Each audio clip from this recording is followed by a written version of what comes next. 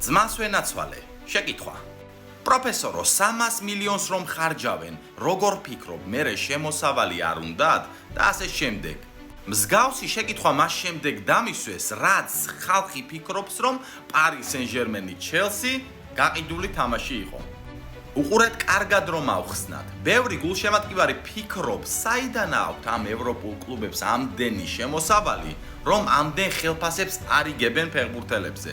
პასუხები არის ძალიან ბევრი, მაგრამ მე ახლა შენ ერთ-ერთს გეტყვი. აი ამ რაღაცას ხო ხედავ ზევით? ხედავ ხო?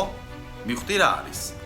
Manchester City-მ პუმასთან 10 წლიანი კონტრაქტი გააფორმა და მთელი ამ წლების განმავლობაში 1 მილიარდს მიიღებს. მილიარდი, არა მილიონი, მილიარდი. ახლა თქვენ გულშემატკივრებო, რას ფიქრობთ? Paris Saint-Germain-ს რომ Nike ან Jordan-ი აცვია, მუქთა დაცვია?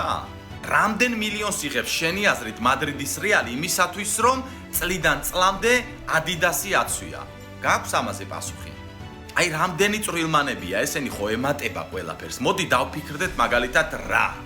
რეპორტაჟების გაყიდვა, კლუბის ოფიციალური მაღაზია. ეს შეიძლება ზღვაში წვეთია, მაგრამ ყველაფერი რომ ყველაფერს ემატება, ძალიან ბევრია. აი კარგად დაფიქრდი აბა, შენი აზრით ახლა Paris Saint-Germain-ს, Madrid-ის Real-ს, Liverpool-ს, Milan-ს სხვაგვარად შემოსავალი არა აქვს. ანუ წარმოიდგინე შენ რა დასკვნამდე მიდიხარ.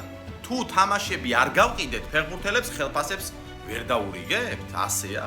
თუ მაინც და მაინც ფიქრობ, რომ ასეთ დიდ მასშტაბებზე ხდება ყომარი, ერთ კაცს არ ვეუბნები, ვისაც გონიათ ეს ყველაფერი. რაღაცე უყურებთ ამ ფეხბურთს. მითხარით.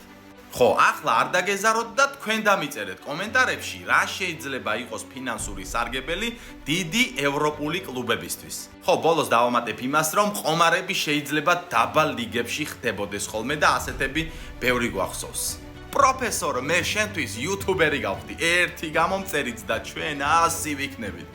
არა, 100,000 არა, მხოლოდ და მხოლოდ 100. მეტი დიდი და ფართო მასშტაბიანი ზღაპრებისთვის გამოიწერე გვერდი.